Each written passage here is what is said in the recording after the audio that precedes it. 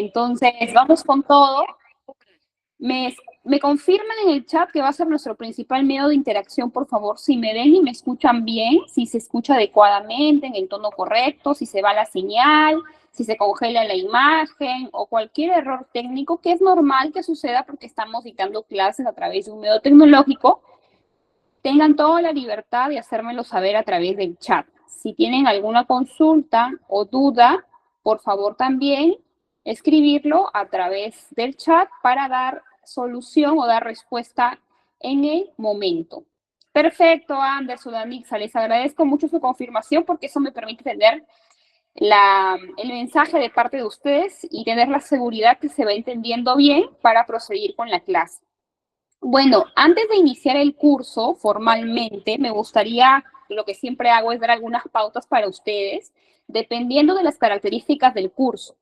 Entonces, yo que alguna vez he estado en el lado de estudiante, formándome y teniendo el objetivo de poder cursar un curso, valga la redundancia, visualizando un objetivo, ¿no? Entonces, nosotros tenemos que entender que ese tipo de cursos, por ejemplo, el de correcta redacción de documentos administrativos, es un curso 80% práctico, porque no hay otra forma de pulir nuestra habilidad para la redacción que practicando, ¿correcto? Esa es la única manera. La teoría nos va a servir de bases, nos va a servir de cimientos para construir y mejorar nuestra redacción, por supuesto, pero tenemos que enfocarnos en pulir la habilidad práctica.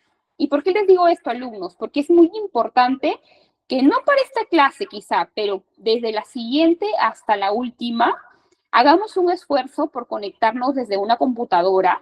¿Por qué? Porque cada vez que veamos o trabajemos un documento administrativo, y como vamos a enfocarnos en la práctica, va a ser necesario que ustedes redacten y que yo haga correcciones, ¿no? Entonces, como el tiempo que tenemos por cada actividad o por cada clase no es muy largo y son varios alumnos, lo ideal es que ustedes puedan conectarse desde una computadora, porque a veces desde un celular, en el momento de la redacción, no es lo mismo.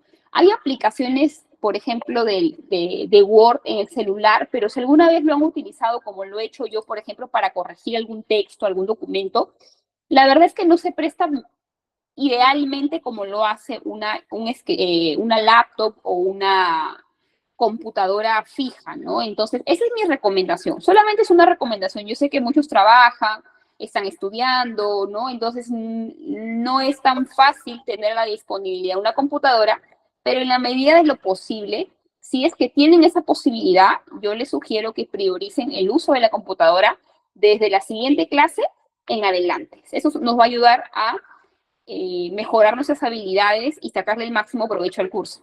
¿Estamos? Ya, ahora sí vamos a empezar. Ya lo ha mencionado la coordinadora, voy a compartir pantalla y me comentan si se visualiza correctamente, por favor, a través del chat, si me ayuda por allí algún alumno, alguna alumna a confirmarme que se está visualizando correctamente la pantalla. Gracias, Anderson. Se está visualizando bien. Entonces, yo sé que este material se los han compartido por algún grupo que ustedes deben tener a través de WhatsApp, me imagino, de repente lo han podido chequear, el tiempo les ganó, no hay problema, pero el día de hoy vamos a revisar como introducción y como primera clase aspectos teóricos y vamos a reforzar algunos conocimientos previos, ¿ya? Y para eso yo quisiera, alumnos, que ustedes me comenten en el chat su nombre y si están estudiando, si están trabajando o si estudian y trabajan y por qué, cuál es el motivo, cuál ha sido la causa de que ustedes estén interesados por este curso.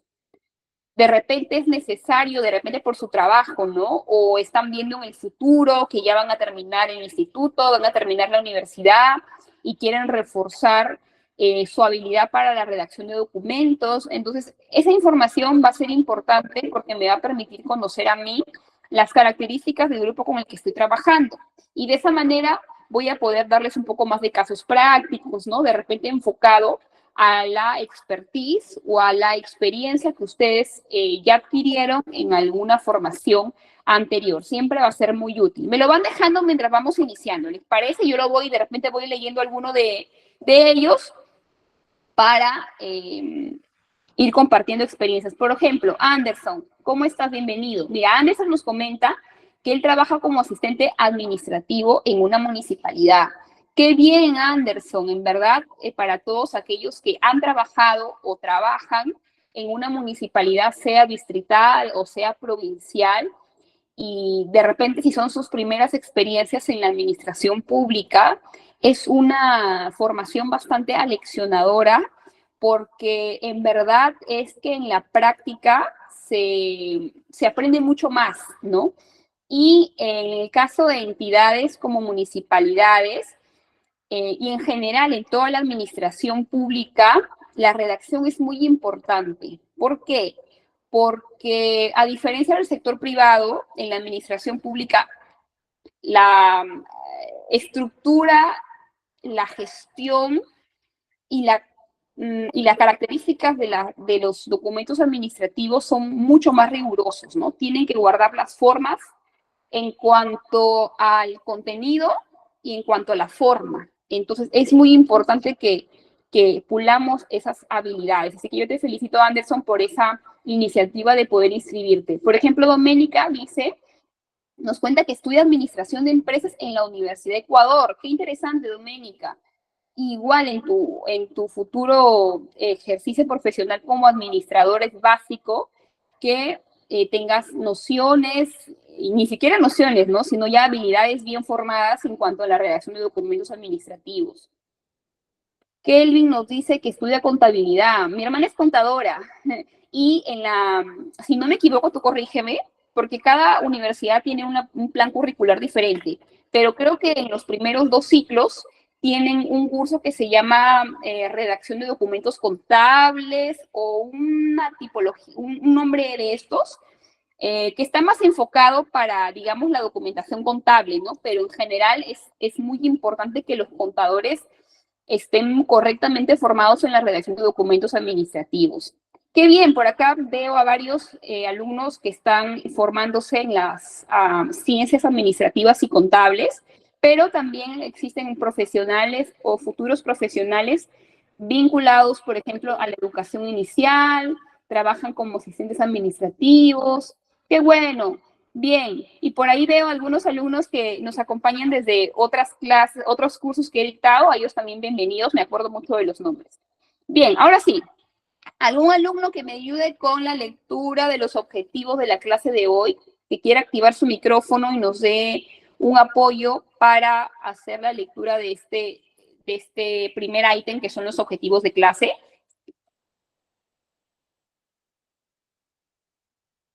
Y me ayuda, alumnos, perdamos el temor. ¿Algún valiente? Active su micrófono y haga lectura de los objetivos, por favor. Hay que ir soltándonos en clase. Ruth, José, Elizabeth, ¿se animan? Ya, José, te doy el pase. Te escucho.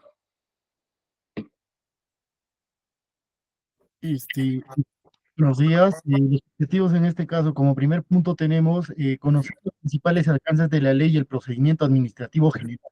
El segundo punto vendría a ser identificar los principios, características, clasificación y estructura de los documentos administrativos. Y como tercer punto, tenemos que conocer y aplicar las técnicas para la correcta redacción de los documentos administrativos, teniendo en consideración las principales reglas ortográficas.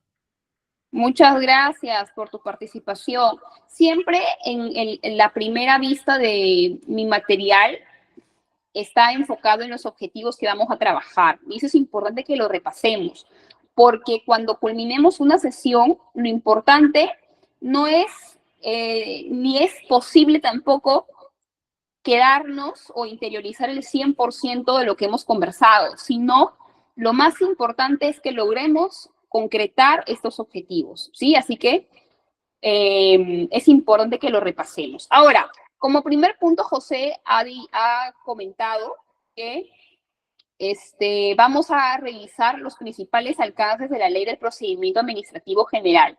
Y ustedes me preguntarán, pero profesora, ¿por qué si estamos revisando, si estamos llevando un curso de correcta redacción de documentos administrativos, tenemos que revisar o por qué tengo yo que conocer como alumno qué es y de qué norma la Ley del Procedimiento Administrativo General? De repente algunos lo han escuchado, otros no, pero ahorita vamos a ponernos vamos a ponernos en línea con toda la información. Entonces, ¿qué es la Ley del Procedimiento Administrativo General? La Ley del Procedimiento Administrativo General es una norma que se encuentra vigente en nuestro país y que, como toda ley, tiene un reglamento. Entonces, esta norma lo que busca es regular los procedimientos de naturaleza administrativa que siguen los usuarios ante las entidades de la administración pública. ¿Qué quiere decir eso en palabras más sencillas, en un lenguaje más claro?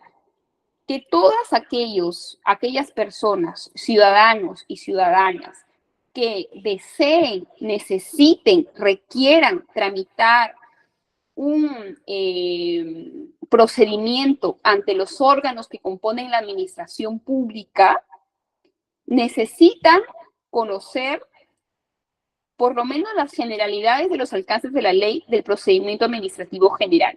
Porque si nosotros hacemos una revisión de la Ley del Procedimiento Administrativo General, y lo tengo acá y lo voy a compartir para que básicamente revisemos las nociones así generales del contenido de esta ley, podamos conocer su importancia en el curso que vamos a realizar el día de hoy.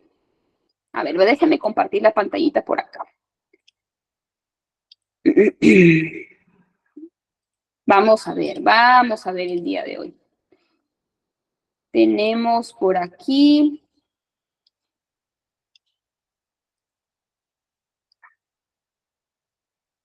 Ya. Tenemos la Ley del Procedimiento Administrativo General. Entonces, sí me ven la pantalla, ¿verdad? Sí ven, ¿verdad? Ya.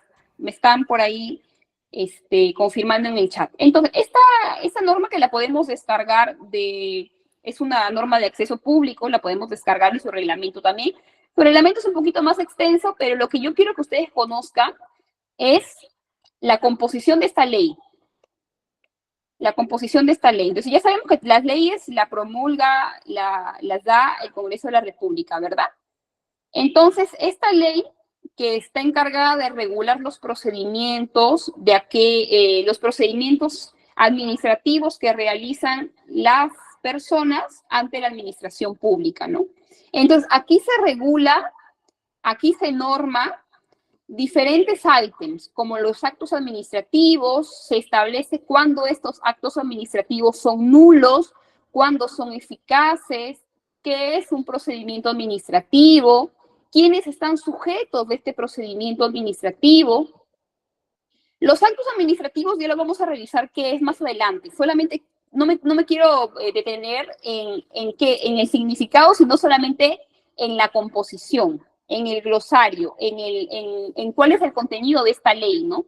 Norma el acto administrativo, el procedimiento administrativo, la autoridad administrativa, los órganos colegiados, los plazos del procedimiento administrativo, la participación de los administrados, la revisión de los actos de la vía administrativa, recursos administrativos. Es una norma bastante amplia y su reglamento lo es aún más grande, pero lo que nosotros tenemos que interiorizar o rescatar como noción general es que si nosotros queremos perfilar y mejorar las actividades de redacción de documentos administrativos, tenemos que también tener una base teórica. Y esa base teórica fundamentalmente se encuentra en los alcances de la Ley del Procedimiento Administrativo General. Si bien es cierto, nosotros vamos a concentrarnos en aspectos relativos a la redacción de los documentos, pero esos documentos, la pregunta es, ¿basta con redactarlos? O sea, en la redacción se culmina el procedimiento de gestión administrativa, no, ¿verdad? La redacción es solamente un paso, es solamente una etapa, es solamente un momento dentro de un procedimiento mayor, ¿no? Entonces, nosotros tenemos siempre que ver el bosque y no solamente el árbol, ¿no? En ese sentido es importante, si es que, aún más importante si es que trabajamos en la administración pública, que nos concentremos no solamente en una fase, sino empecemos a ver toda la cadena, todas las etapas del procedimiento administrativo, porque eso va a ser fundamental para garantizar el éxito de la presentación del documento. Ya es que yo los invito en algún momento a revisar con mayor detalle los alcances de la norma, porque el día de hoy solamente vamos a ver generalidades. No nos vamos a concentrar en el análisis de la norma, sino que yo se los muestro a ustedes para que tengamos nociones generales, nociones generales. Entonces, esta norma de la Ley del Procedimiento Administrativo General, como yo les dije, entre otros temas, norma el procedimiento administrativo. Y nos dice que el procedimiento administrativo es el conjunto de actos y de diligencias tramitados en las entidades que tienen como objetivo o que conducen a emitir un acto administrativo que produzca efectos jurídicos individuales o individualizables sobre intereses, obligaciones o derechos de los administrados.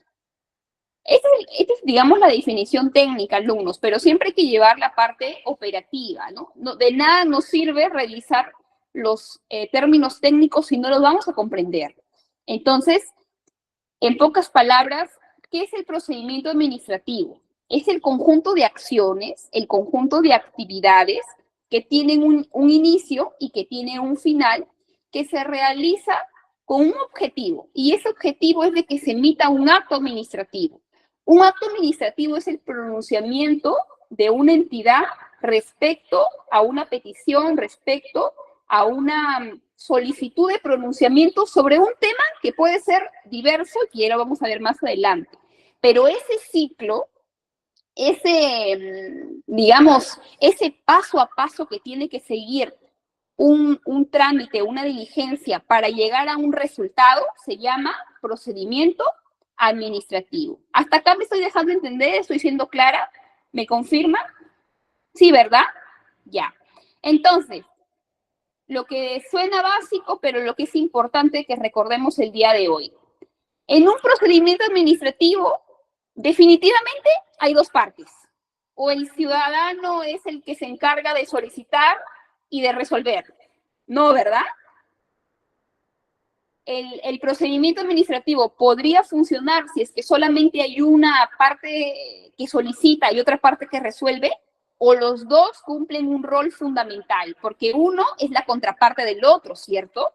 Entonces, en un procedimiento administrativo siempre va a existir el administrado. Por ejemplo, ¿quién sería el administrado? Denme nombres en el chat. En un procedimiento administrativo, ¿quién sería el administrado? ¿A quién se le llama el administrado? En el chat, el usuario, correcto. Vamos a pensar en un procedimiento bastante sencillo. Ni siquiera vamos a pensar en un procedimiento de la administración pública, sino en un procedimiento regular de la vida cotidiana.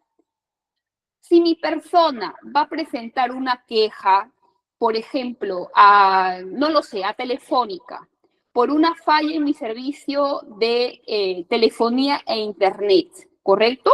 Yo soy una usuaria del servicio, porque yo tengo un vínculo contractual con una empresa privada que presta un servicio público, que es el sistema de telefonía e internet. Entonces, yo vendría a ser el administrado. Ahora, Giancarlo nos da otro ejemplo y nos dice un residente de obra. Correcto, también un residente de obra es un profesional, es un ingeniero que tiene a cargo la conducción de la ejecución de una obra en un lugar determinado. Entonces, un residente de obra, por ejemplo, el residente de obra presenta una valorización, ¿no? ¿Alguno por ahí sabe qué es una valorización? Ya que, a ver, Giancarlo, si nos ayudas, que has mencionado el residente de obra. Cuando hacemos una obra, vamos a pensar que ejecutamos una obra pública. En toda obra pública hay una empresa encargada de ejecutar, que se le llama contratista, y hay otra empresa que se encarga de supervisar la obra, que se le llama supervisor o ingeniero. Y hay una tercera parte que se llama la entidad, que es la institución pública a cargo de la obra. Entonces, el contratista mensualmente, para cuantificar monetariamente el avance, mensualmente presenta un documento técnico que se llama, ¿cómo se llama? Valorización. Entonces, esa valorización en algún momento llega a la entidad contratante, ¿no? Eso llega como papeles sueltos o se ingresa a través de un documento, con debidamente suscrito, debidamente foliado, debidamente documentado. Tiene que ingresar a través de un documento, correcto. Entonces, por ejemplo, un residente de obra debidamente facultado y acreditado también vendría a ser un administrado. Ahora, otro sujeto del procedimiento administrativo es la contraparte, ¿no? Yo como administrado, ¿a quién me dirijo cuando solicito algo en el mérito de un procedimiento administrativo? Me dirijo a una autoridad, a una entidad, a una jefatura, a una oficina. Siempre me tengo que dirigir a una persona que suele desempeñar algún cargo en la entidad. Depende de mi interés como administrado, ¿no? Entonces, la pregunta es, ¿yo puedo ingresar un documento sin colocar destinatario? ¿Será válido? ¿Me aceptarán un documento en mesa de partes? No, porque hay formalidades necesarias que yo tengo que cumplir. Entonces, no puede haber administrado sin autoridad administrativa y no puede haber autoridad administrativa sin un administrado. A ver, Junior me pregunta, a la máxima autoridad de la entidad, si es que el administrado es externo. Interesante tu pregunta, Junior, porque existe mucha preocupación y confusión de que a veces nosotros como administrados creemos que es obligatorio que, a pesar de que nuestra comunicación no sea directamente hacia la máxima autoridad de una entidad, creemos que sí o sí tenemos que enviarlo directamente a la máxima autoridad para que él lo derive hacia el área al que nosotros nos queremos comunicar. Entonces, eso va a depender bastante de la reglamentación interna de cada entidad, ¿correcto? Pero normalmente, por ejemplo, si yo me quiero dirigir al jefe de obras o al subgerente de seguridad ciudadana de la municipalidad distrital del Lince, yo en mi oficio me dirijo directamente al subgerente o me dirijo al alcalde con atención al subgerente. ¿Cuáles crees que debería ser ¿Tú qué harías como administrado? ¿A quién te diriges? ¿Directamente a la subgerencia o te diriges a la alcaldía con atención a la subgerencia? Correcto, correcto. Al alcalde con atención al subgerente, con copia al subgerente o a las diversas áreas. Correcto. Entonces, siempre hay que respetar las jerarquías de las instituciones, ¿no? Las jerarquías de las instituciones y cuál es, digamos, el conducto regular por el cual tengo que tramitar. Sigamos. A ver. Ahora, ya hemos visto que es un procedimiento administrativo. ¿Qué dijimos que era un procedimiento administrativo?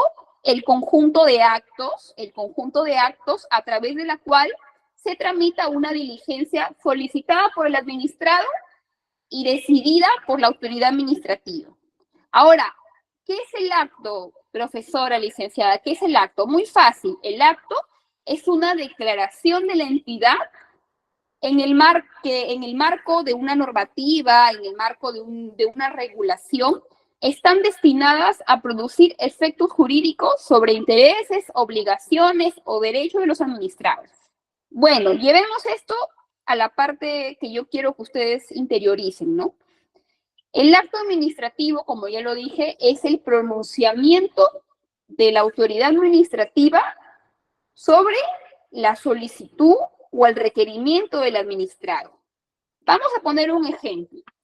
Vamos a pensar que yo, Anu Villus, quiero abrir un restaurante y solicito una licencia de funcionamiento, ¿no? Iniciar el procedimiento de obtención de una licencia de funcionamiento.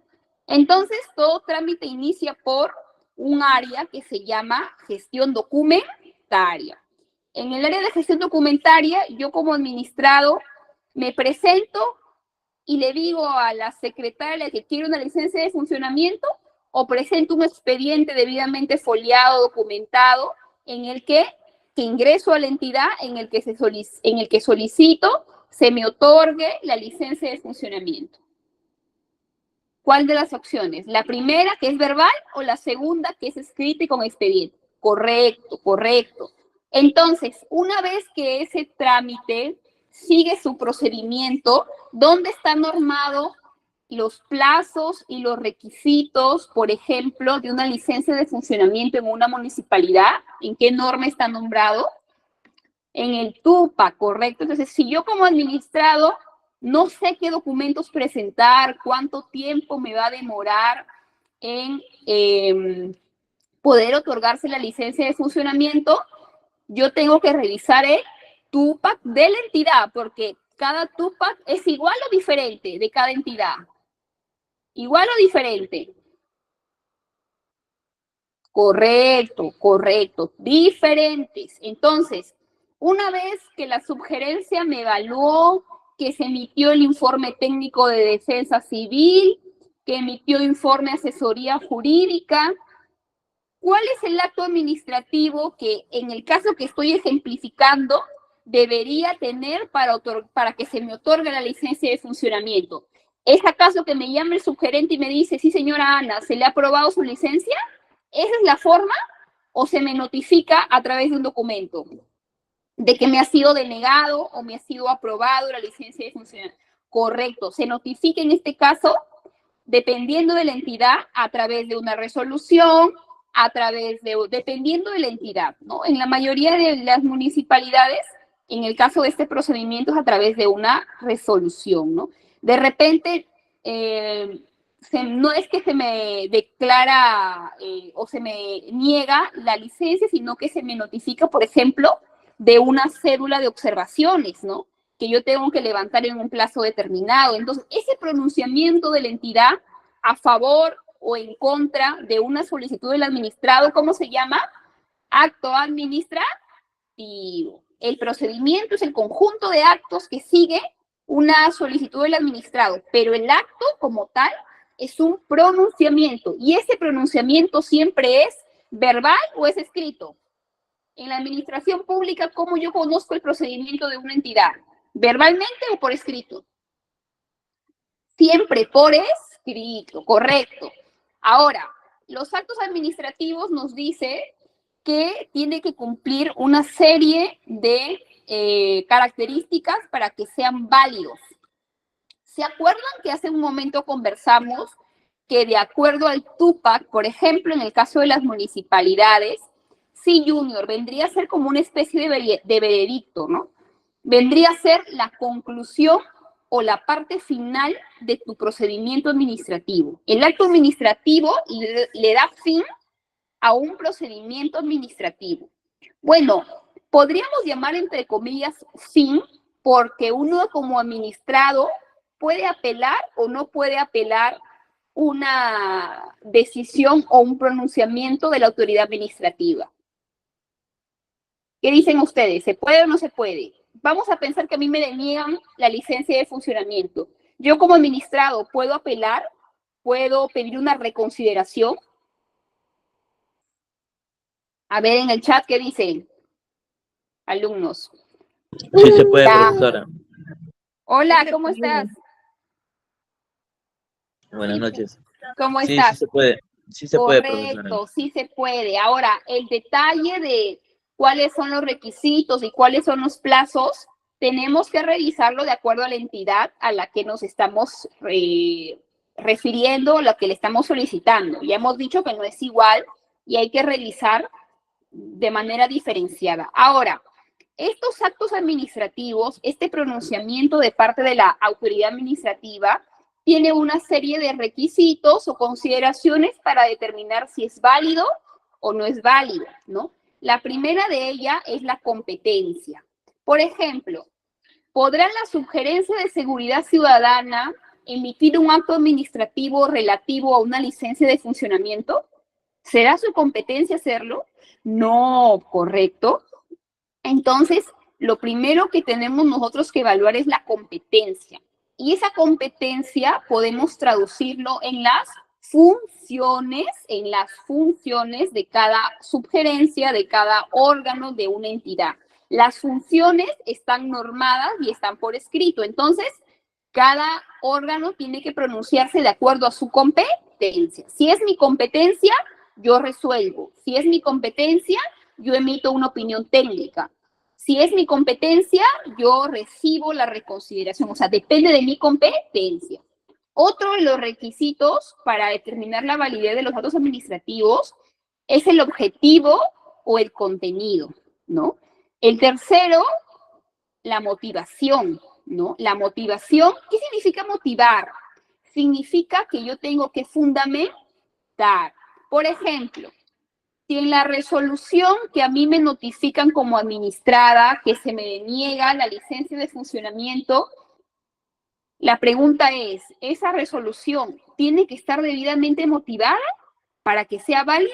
¿O simplemente puede decir, artículo 1, se resuelve denegar el procedimiento administrativo porque, no sé, cualquier argumento inválido, ¿no? Porque la sugerencia no tiene espacio ni tiene personal suficiente para determinar opinión.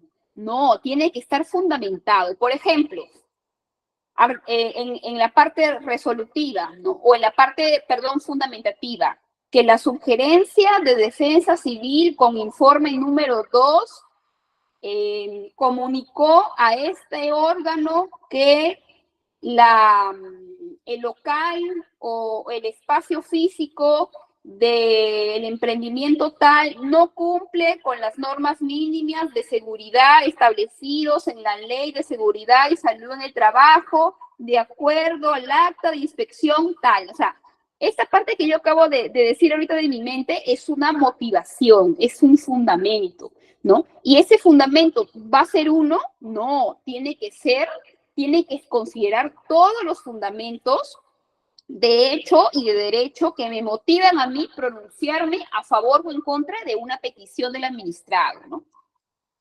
Un cuarto, considerando que es bien importante, alumnos, es que se respete el procedimiento regular.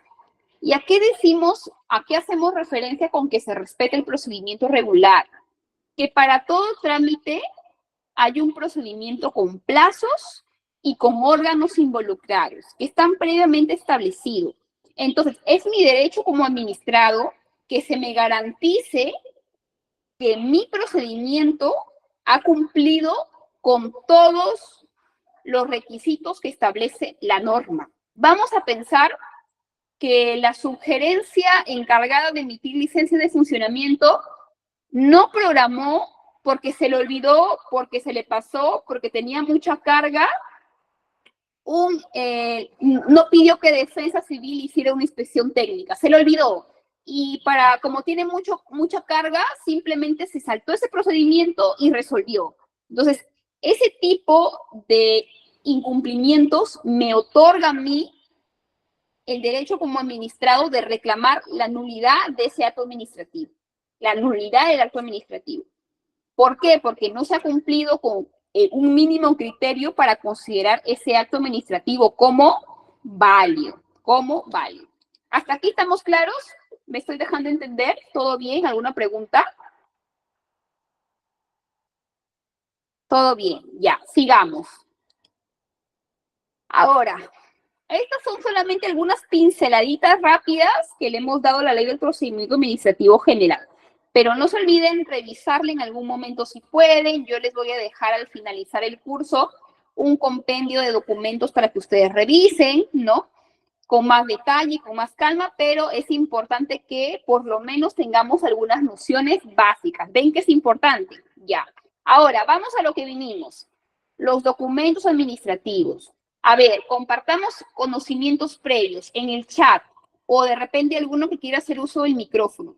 ¿Qué es para ustedes un documento administrativo? De repente como ejemplo, sin necesidad de describirlo, pero denme un ejemplo, ¿no?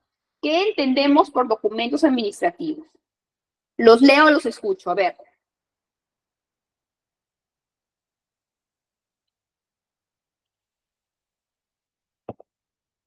¿Alguien? Sí, te escucho. Ruti. No sé si estoy bien. Puede ser la elaboración de un contrato de una empresa X, Ya. de una empresa X, y por ejemplo esa elaboración de contrato se tiene que presentar a una notaría, si no me equivoco. Pero hay Ya, ciertos para que se requisitos. legalice, ¿verdad? Ajá, para que pueda tener una legalización. Ya. Gracias por tu aporte, Ruti. Te agradezco. Hola. Para nada decirlo. A ver si me apoyan por ahí con el audio de algún alumno que está por ahí. O Angie, ¿quieres hacer uso de la palabra? Angie. Sí, se le fue por ahí el audio. Miren, Ruti nos ha dado un ejemplo y Carlos en el chat nos ha dado otros ejemplos, porque yo creo que a veces resulta un poco difícil describirlo, porque más fácil es dar ejemplos de lo que son documentos administrativos, ¿cierto?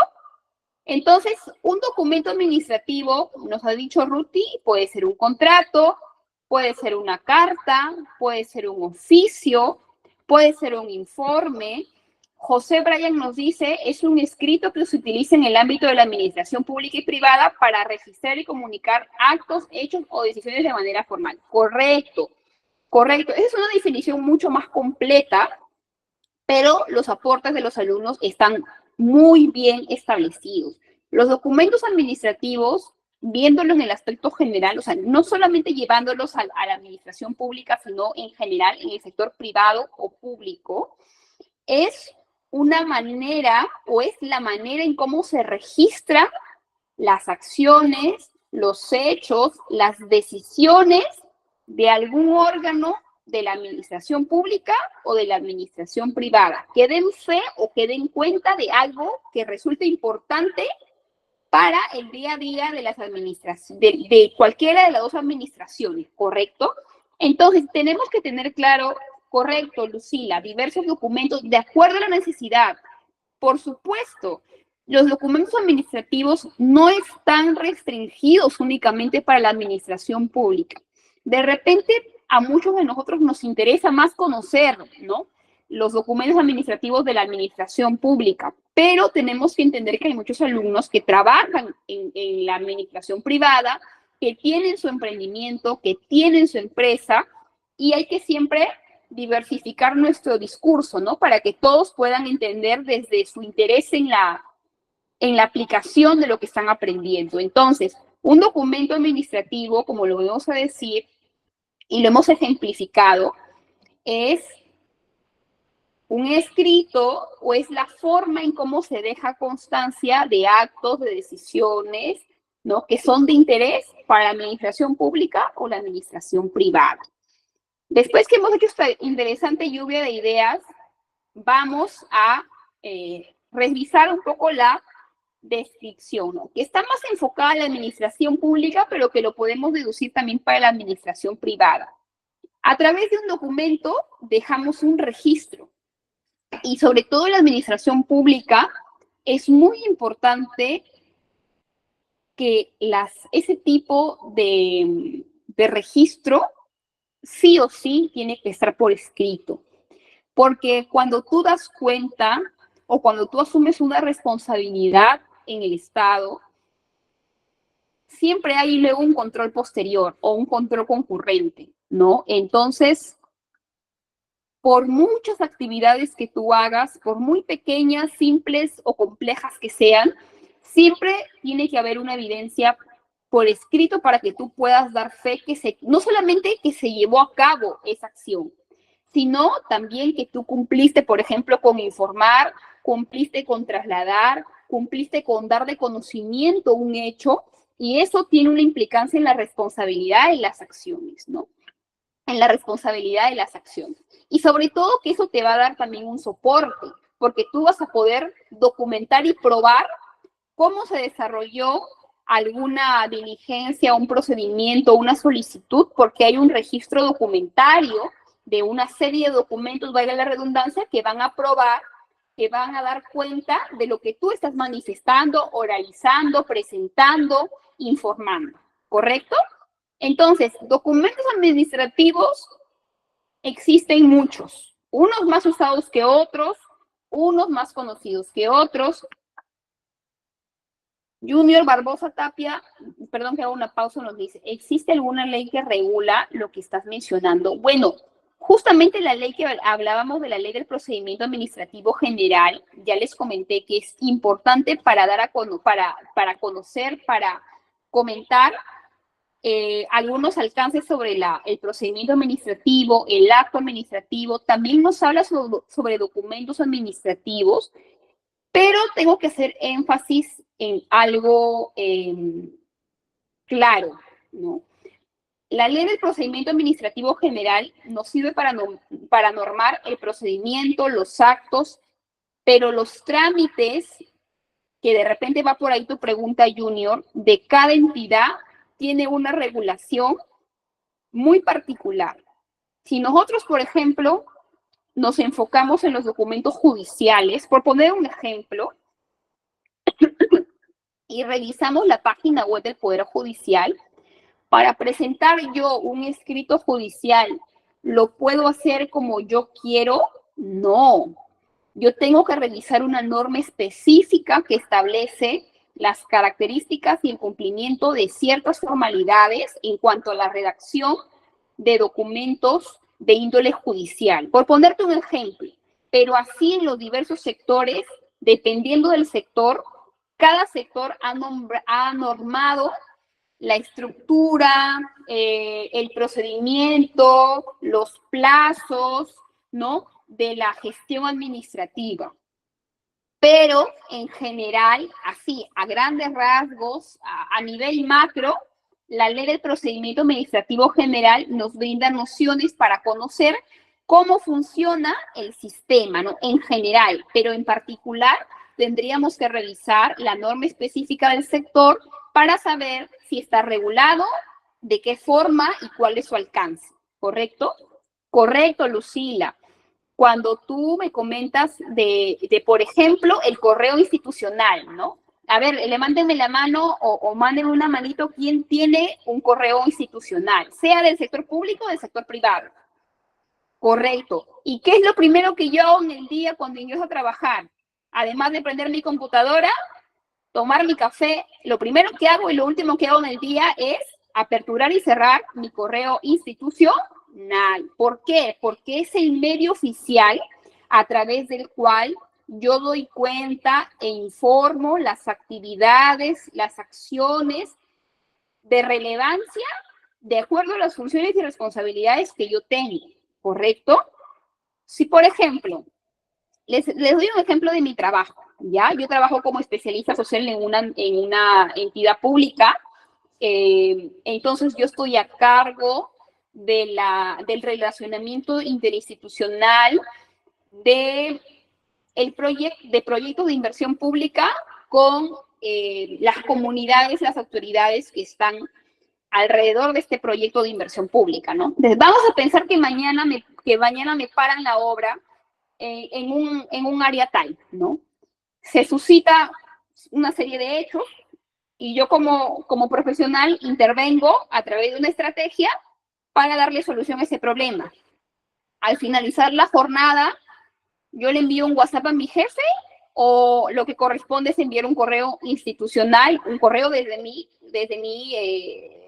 corporativo institucional, informando cómo se desarrollaron los hechos, cómo se desencadenó, correcto. Y así podemos ver un montón de ejemplos, ¿correcto? De repente yo he suscrito un acta, adjunto el acta en el que los involucrados tales se reunieron, se dieron cuenta de los hechos, se comprometieron, se solicitó, todo eso tiene que quedar por escrito, un registro por escrito de mi participación, de mi de la ejecución de una actividad como parte de mis funciones.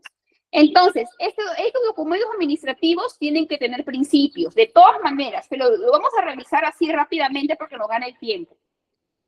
Primero, tiene que ser los documentos administrativos tienen que cumplir un criterio de formalidad.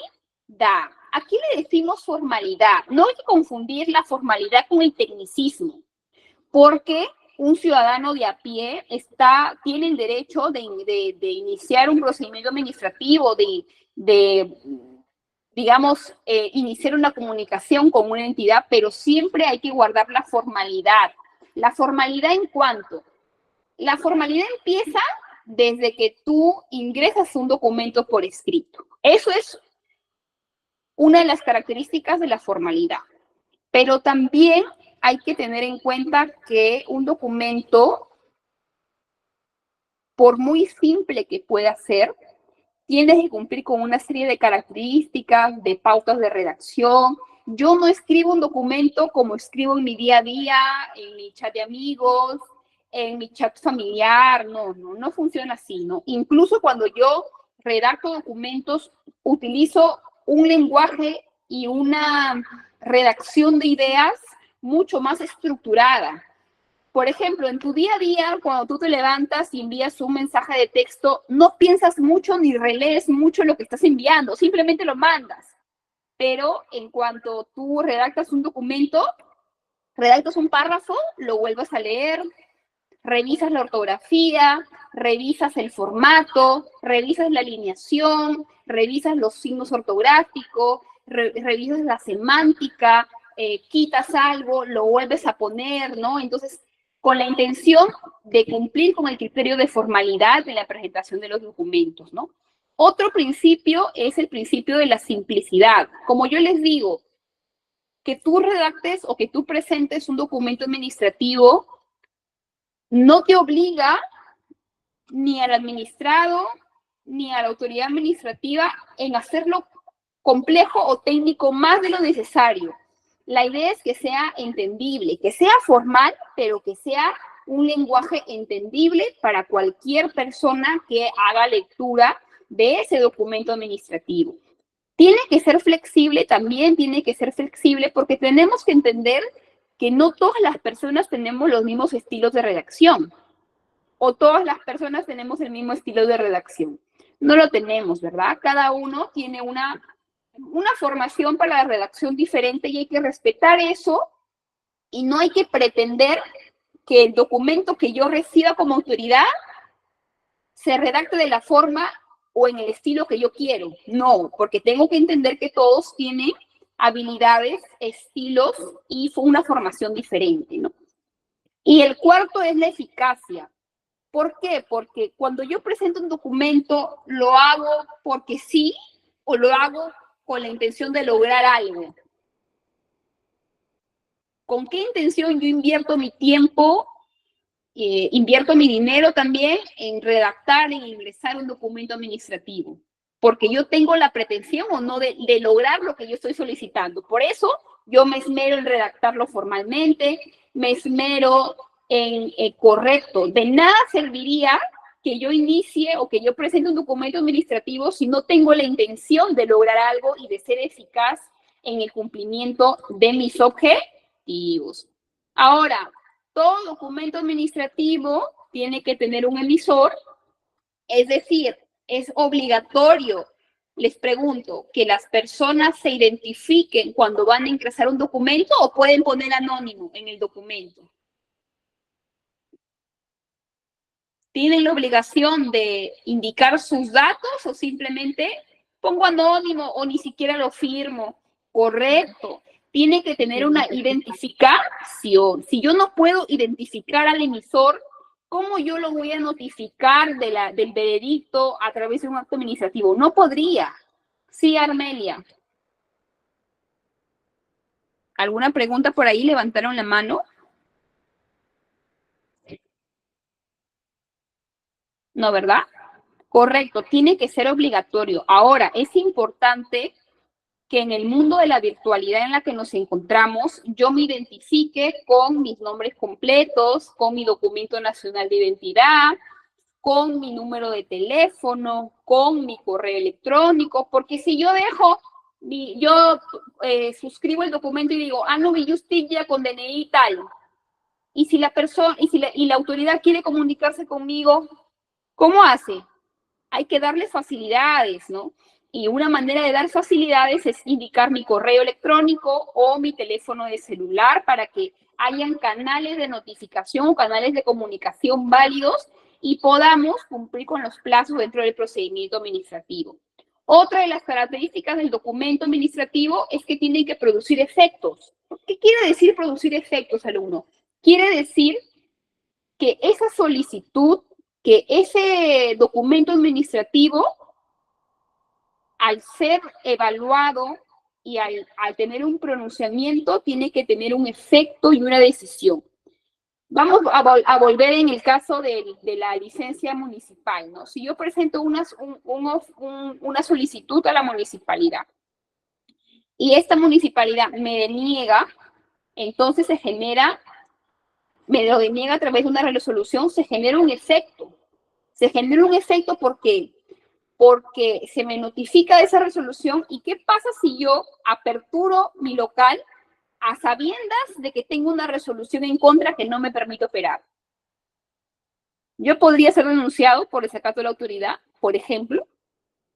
Podría ser pasible de un procedimiento administrativo sancionador que me pueda iniciar la municipalidad a través de una fiscalización por haber aperturado un local sin contar con la licencia de funcionamiento correspondiente. Correcto. Entonces, ese documento administrativo que tuvo una decisión me genera un efecto jurídico, en este caso, y administrativo también, que yo estoy en la obligación como administrado de acatar, bajo la responsabilidad de que si no lo hago, tengo que asumir las consecuencias de haber desacatado una resolución, en este caso una resolución emitida por la municipalidad correspondiente. Y la tercera es que tiene que tener validez. Y ya hemos evaluado cuáles son los criterios que debe de cumplir un acto administrativo para que sea considerado válido, ¿no? Para que tenga eficacia, ¿no? Entonces, ese documento tiene que tener validez. ¿Hasta acá todo bien? ¿Sí, verdad? Ya. Sigamos. Ahora, hay que aclarar una cosa, alumnos. Cuando nosotros hablamos de documentos administrativos, tenemos que saber que hay muchas clasificaciones, ¿no? No hay una sola clasificación, hay muchas, pero yo he tomado la clasificación que en mi opinión muy personal, me parece la más funcional y la más útil para poder clasificar los documentos administrativos. Entonces, en esta clasificación tenemos 4 tipos de documentos administrativos. La primera, que son documentos de transmisión. ¿Qué significará de transmisión? De transmisión significa que yo, o el órgano en todo caso, desea comunicar, desea poner de conocimiento la existencia de hechos o actos a personas, a otros órganos o a otras entidades. Cuando yo deseo comunicar algo, vamos a dar un ejemplo. A ver, nombren a una entidad para hacer un ejemplo. Nombren a una entidad y yo hablo de una área para hacer un ejemplo. Una entidad. Díganme el nombre de una entidad.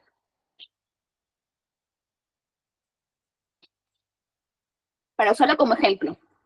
Vamos al uno. Ya, vamos a decir el Ministerio de la Mujer, pero vamos a hablar de los centros de emergencia mujer. ¿Todos saben qué son los centros de emergencia mujer?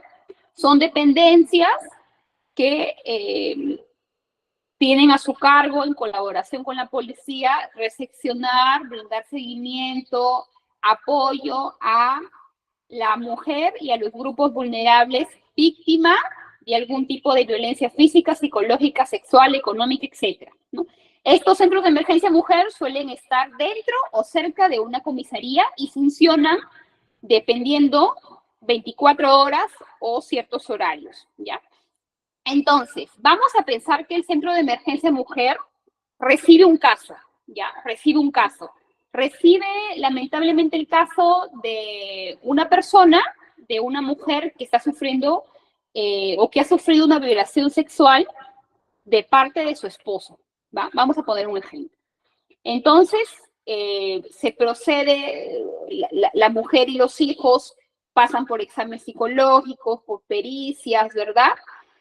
Y, por ejemplo, vamos a pensar que pasó por una pericia de tipo médica para evaluar y determinar si la mujer efectivamente tiene rasgos y tiene signos de violación sexual. Entonces, esa pericia lo hace un perito, ¿correcto? Ahora,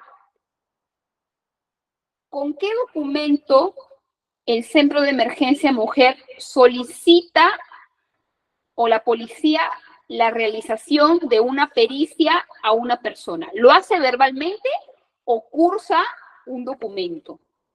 Solicitando, no. Un acta, no. La policía, no.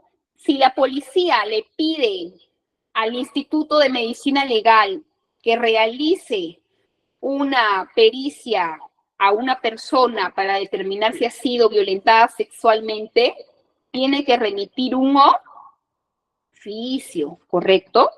Claro, cursa un documento, porque en ese documento yo le estoy poniendo de conocimiento un hecho a otra dependencia, que puede ser una dependencia de la Policía Nacional, pero en este caso sería una dependencia de la Fiscalía, porque la Fiscalía tiene un departamento o un instituto de medicina legal que tiene peritos que realizan ese tipo de procedimientos, pero yo lo comunico con un documento.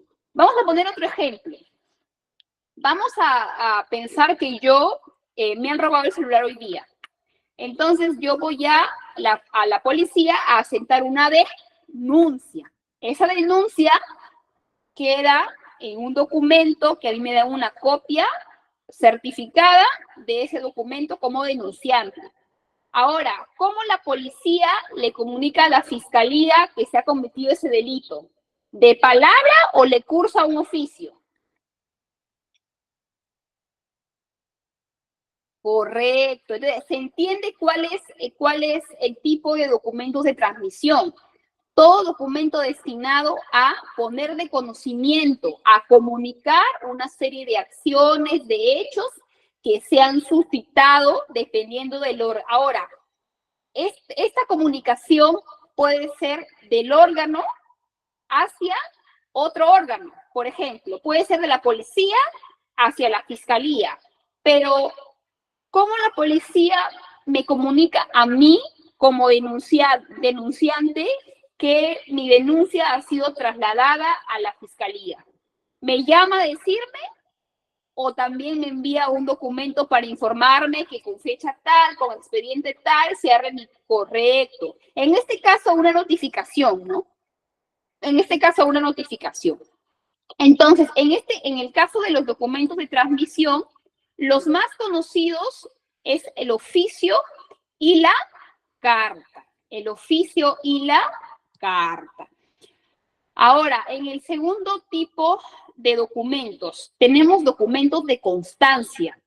Y digamos que vamos a deducirlo, su significado, desde el nombre de ese tipo, de esa clasificación. En los documentos de constancia, yo quiero dejar constancia de un hecho, ¿sí o no? Entonces, si yo quiero dejar constancia de un hecho, tengo que redactar un documento. Por ejemplo, dígame un documento administrativo de constancia, donde yo dejo constancia de un hecho.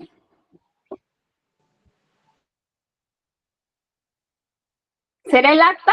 Correcto. El acta es un gran ejemplo de un documento de constancia. Porque, por ejemplo, vamos a poner como ejemplo una constatación policial, ¿no?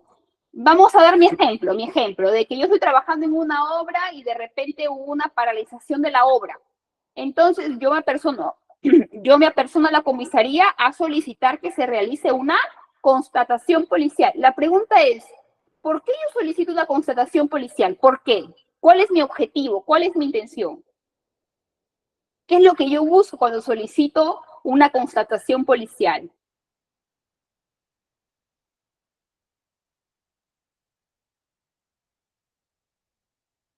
Lo que busco es que, correcto, la policía se apersone y dé cuenta y valide que lo que está ocurriendo efectivamente se ha suscitado.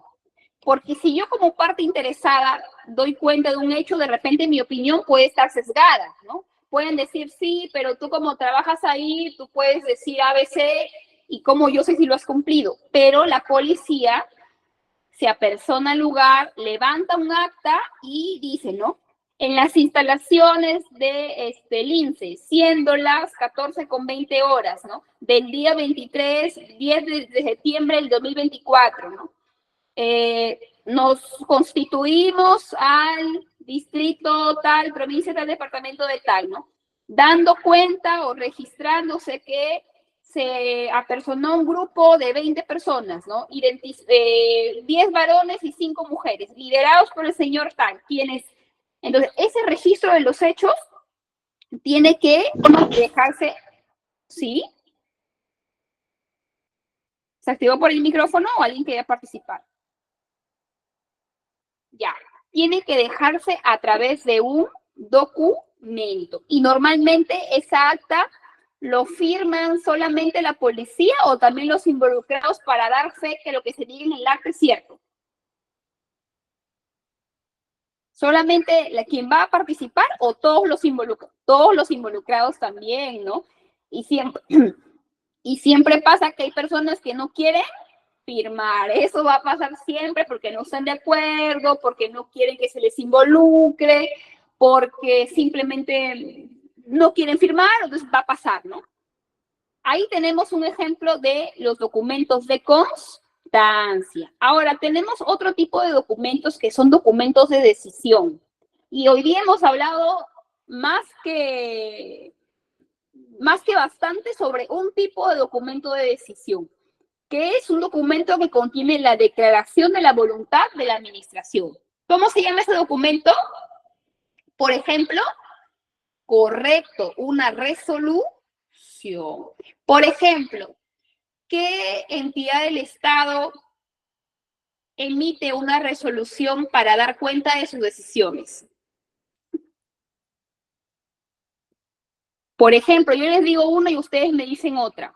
El Jurado Nacional de Elecciones, el Poder Judicial, el Ministerio Público, las municipalidades, los gobiernos regionales, o sea, prácticamente casi todos, o no, por no decir todos los órganos de la administración pública.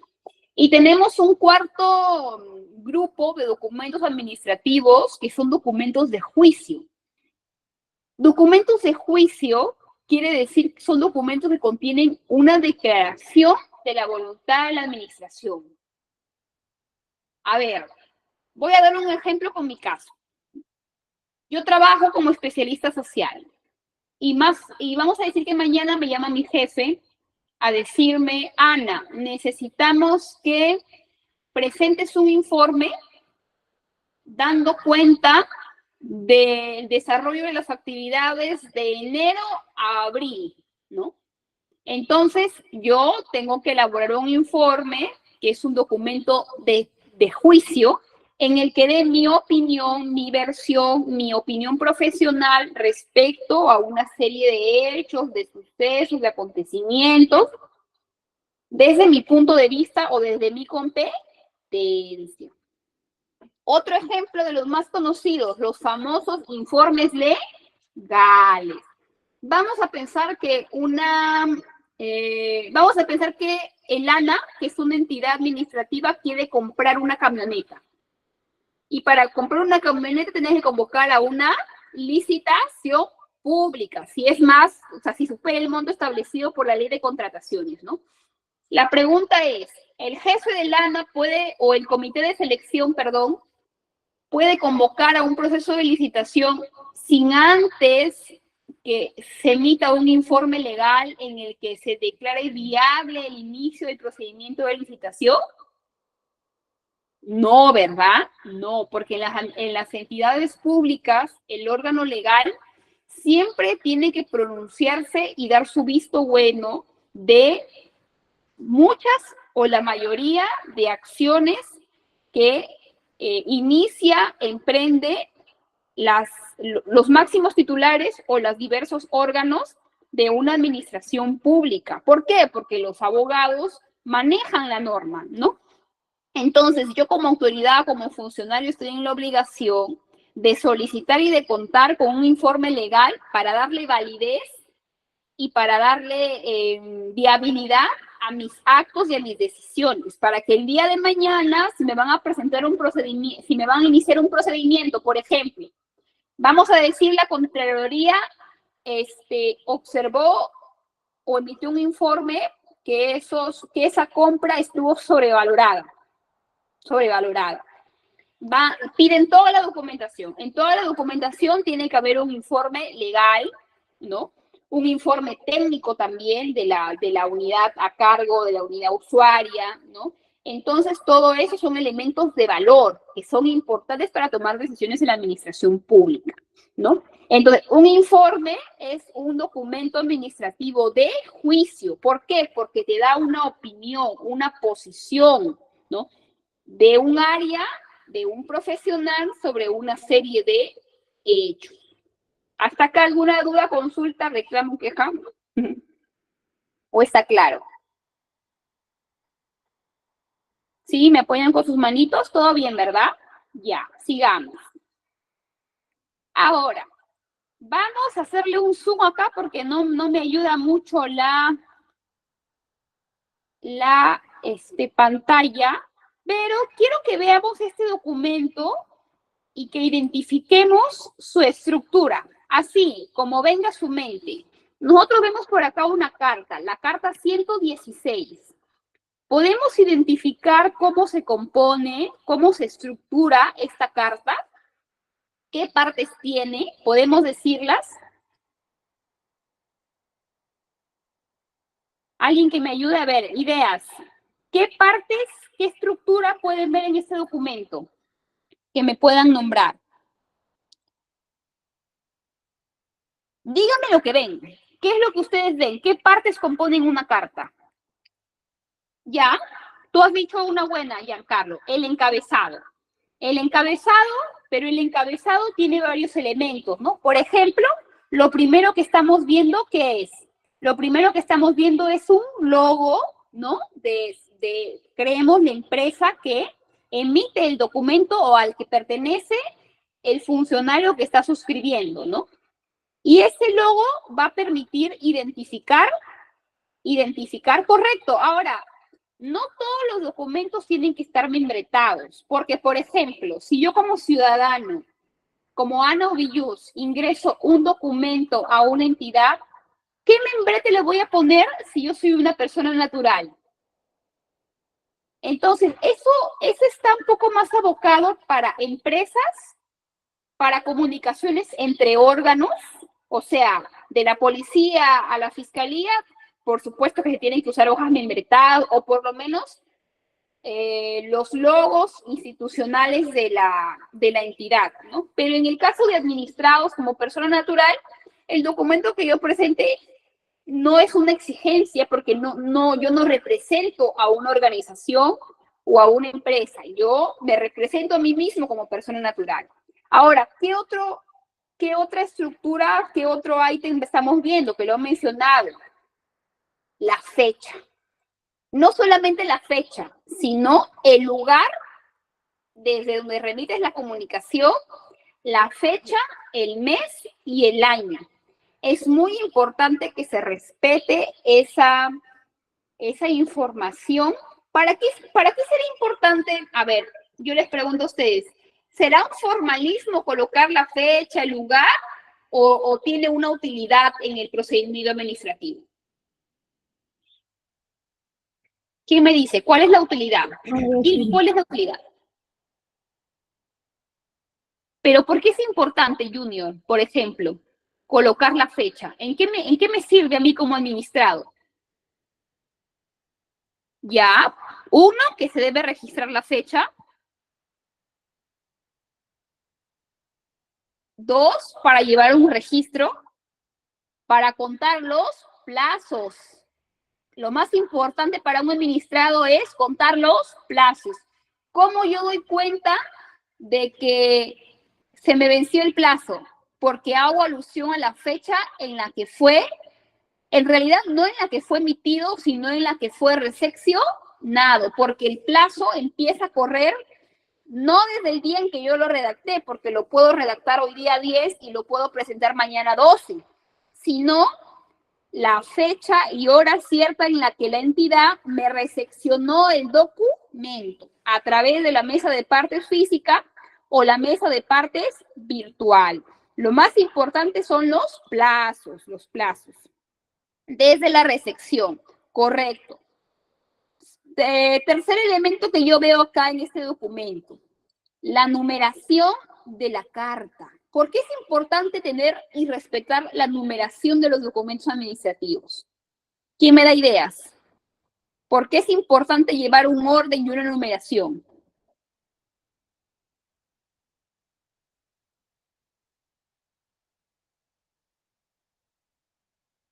Perfecto, Carlos, para llevar un correlativo, para hacerle seguimiento de los documentos.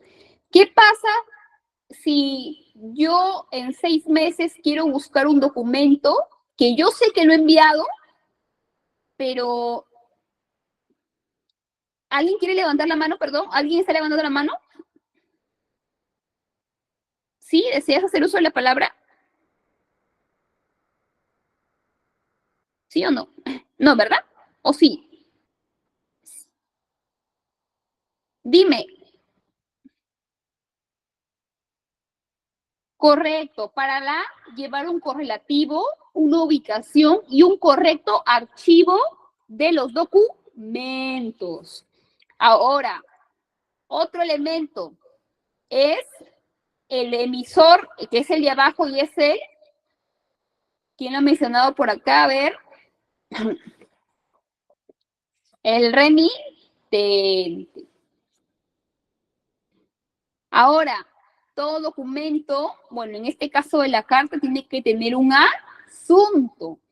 Aunque acá, por ejemplo, podríamos agregar otro ítem que de repente no lo ameritó ese documento, pero lo ameritan otros que son las referencias. Las referencias, claro, Carlos, en las referencias, a ver, ¿qué son las referencias y qué se colocan las referencias? Se colocan documentos predecesores o fundamentativos de los documentos, ¿correcto?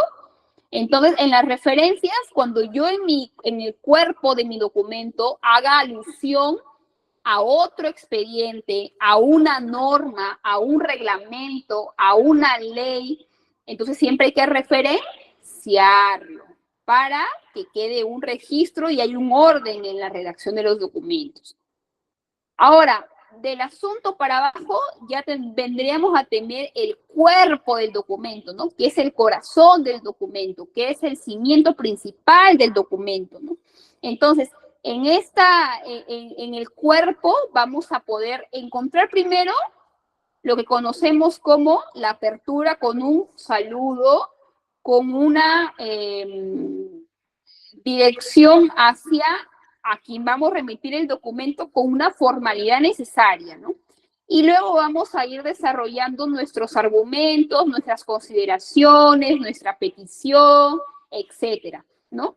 Y en la parte de extrema inferior ya viene lo que conocemos como el pie el extremo o el pie del documento, ¿no? Siempre tiene que haber un emisor y este emisor tiene que estar correctamente identificado y tiene que suscribir el documento. Ahora la pregunta es, ¿la firma física es la única forma válida para poder enviar un documento o hay otra forma? ¿Quién me dice?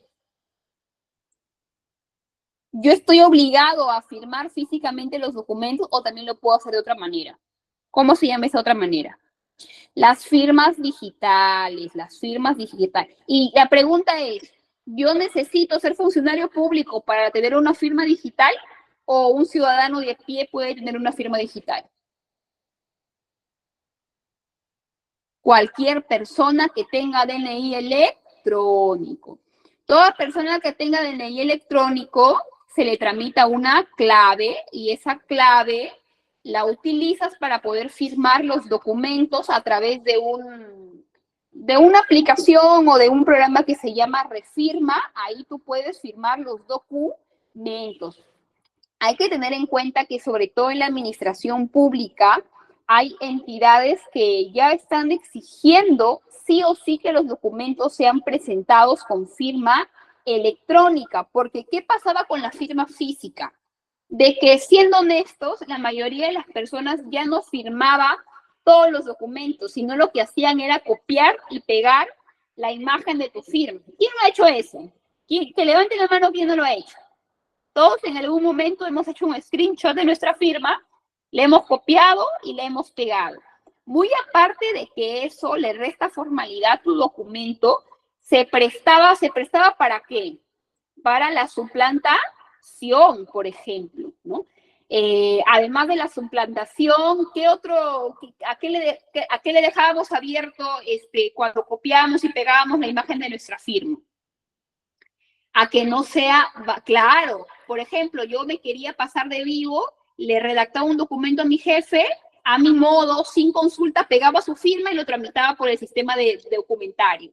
Entonces, para evitar eso, es de que, y en el marco de la gestión digital, se está implementando progresivamente la firma electrónica, pero no solamente para los funcionarios públicos, sino en general para todos los ciudadanos, con la intención de poder garantizar la fiabilidad del documento, Aunque tengamos en cuenta que la firma electrónica también tiene sus contras, ¿ah? Porque no necesariamente tiene que el administrado lo va a hacer, sino también le puede encargar a alguien que firme electrónicamente por él, ¿no? O sea, también tiene sus pros y sus contras. Vamos a ver que nos gane el tiempito para explicarles la tarea del día de hoy. Lo que ya dije, ¿no? Todo documento administrativo tiene un encabezado, que es el extremo superior del documento, ¿no? Que tiene un membrete. En el caso de organismos y en el caso de empresas, porque ya hemos dicho que las personas naturales, pues no representamos en ninguna organización, entonces no es necesario. Un tema que sí es necesario para cumplir con la formalidad y la forma de los documentos administrativos es colocar en el encabezado el nombre del año. ¿Cómo se llama el año? Este año 2024, ¿cuál es el nombre oficial? De memoria se lo tienen que saber si redactan documentos. Año de la unidad, la paz y el desarrollo. Incluso muchos organismos colocan el nombre del diseño, porque el diseño también tiene un nombre, ¿no? Ya depende de la entidad, depende de la persona, pero sí o sí, para organismos y para personas naturales, tienes que colocar como formalidad el nombre del año en el encabezado de tu documento. Por muy simple que sea, por muy sencillo que sea, tienes que hacerlo, ¿no? El tercero, que es el lugar y la fecha, que ya dijimos que nos sirve a nosotros como administrado para llevar un registro y para contabilizar el plazo, el cumplimiento de los plazos. El cuarto, el código. ¿Qué es el código? A ver, les pregunto para todos los que están en la administración pública. Todo documento que se registra, que es recepcionado por la entidad, tiene un código. ¿Cómo se llama ese código en la administración pública? Lancen nombres. ¿Qué te envía a la mesa de partes cuando tú ingresas un documento? Un CUT. Un CUT significa un código único de trámite. Por ejemplo, 20567. Ese vendría a ser mi código único de trámite para el documento que yo he presentado. ¿De qué me sirve? Puede ser número de expediente también, puede ser, dependiendo del tipo de documento administrativo que tramites, puede ser número de expediente o puede ser código único de trámite. ¿Pero de qué me va a servir ese código? de que si yo voy mañana a hacerle seguimiento al documento, yo voy a decirle, he ingresado la carta 106 de fecha 16 de agosto, o yo les digo, quiero hacer seguimiento de mi documento registrado en el expediente tal o con el código tal. Correcto, con el CUT. El CUT me identifica mi documento en todo el sistema administrativo y es necesario que yo lo exija y que me lo otorguen para asegurarme que el documento ha ingresado al trámite correspondiente. El quinto, que es el destinatario, que ya hemos dicho que es el destinatario, y el asunto y la las referencias. Y en la segunda parte hemos hablado del cuerpo, ¿no? Que el cuerpo es la parte central, es la parte principal de un documento y varía de acuerdo al tipo de documento administrativo. El cuerpo de un oficio no va a ser igual al cuerpo de una resolución, ni el cuerpo de una resolución va a ser igual al cuerpo de un informe. Cada documento tiene una misma estructura, o sea, todos los documentos tienen un encabezado, un cuerpo y un pie, pero la forma en cómo se desagrega, sobre todo en el cuerpo, es diferente de acuerdo al tipo de documento administrativo. Ahora, en cuanto a la redacción, vamos a dejar unas sugerencias y unas técnicas que yo creo que tienen que realizar todos ustedes, incluida yo también, porque nunca dejamos de aprender, para garantizar que mis documentos administrativos estén correctamente redactados. Primero, indicar que la redacción de documentos administrativos es un acto en el cual ponemos por escrito un conjunto de ideas, ¿no? Yo redacto con la intención de plasmar por escrito unas ideas previamente concebidas, ¿no? Yo compilo, las ordeno, las pongo en orden cronológico, en orden de importancia, de la forma en como yo lo considere conveniente y como me lo solicite la entidad, ¿no? Entonces, estos documentos administrativos, ya hemos hablado un poco de los fundamentos, vamos a ir a otra parte más importante, ¿no? ¿Cuáles creen ustedes que son los errores más comunes cuando se redacta un documento administrativo? ¿Qué es lo que ustedes han visto más en la práctica o de repente el talón de Aquiles de ustedes cuando redactan un documento administrativo? Ideas, para ir cerrando la clase de hoy día. Escríbanmelo en el chat. Bueno, Giancarlo ha dado una idea buena, que el mensaje no es claro. ¿Qué más? Errores ortográficos, ya, ese es otro de los errores más comunes. La redundancia también es otro de los errores más comunes. Yasmín ha dicho un tema importante, la integración, que a veces tú lees un documento y no entiendes cuál es su idea. ¿Por qué? Porque fue redundante, porque no fue preciso, porque fue muy, en vez de ser claro, fue muy extenso y te perdiste en las ideas, puso una idea en vez de otra. Correcto, Silvia, no tiene coherencia, ¿no? O los signos de puntuación a veces hacen que el documento no tenga coherencia porque tú lo lees y de la forma en cómo está redactado ya cambia el sentido del documento, ¿no? Cambia el sentido de la idea que quieres transmitir. Correcto, ustedes lo han dicho bien, ¿no? Los errores más comunes es que hay palabras mal escritas, faltan tildes, no hay signos de puntuación o están ausentes, ¿no? Y lo que es más preocupante es de que si tú no hilas bien las ideas y el documento no es factible de ser entendido, entonces es posible que tu objetivo no se cumpla, ¿no? Porque te lo van a observar, te van a pedir que lo reformules, que lo precises, que lo corrijas, y eso te quita tiempo y también le generas una oportunidad de que pueda ser rechazado, ¿no? Porque esté mal fundamentado. Si yo no fundamento bien una petición, entonces doy la oportunidad de que me rechacen la petición porque no está bien fundamentada, porque no he sido claro en mis ideas, porque no he expuesto bien mis argumentos. Bueno, alumnos, esto ha sido un poco el tema que hemos visto el día de hoy. quiero explicar un poquito lo que miren, el tiempo nos ha sido muy corto, pero yo les pido que esto lo revisen ya en casa, que son ideas un poco más preconcebidas, que lo pueden revisar. De repente lo podemos revisar con más detalle en la próxima clase. Acá les he dejado unos ejemplos, pero a través de su coordinadora, lo han pasado en el grupo, Giancarlo. Me comenta la coordinadora, de acá le voy a pedir que lo reenvíe. Pero yo les voy a pasar el día de mañana un enlace Drive para que para la siguiente clase, ustedes en un documento de Word, sin muchas complicaciones, muy sencillo nomás, redacten de acuerdo a lo que hemos revisado hoy día, unas nociones, hemos por ahí limpiado el polvo de algunos conceptos, un correo institucional con este asunto, ¿no? Ese es un caso hipotético, es un caso figurativo, es un caso de ejemplo.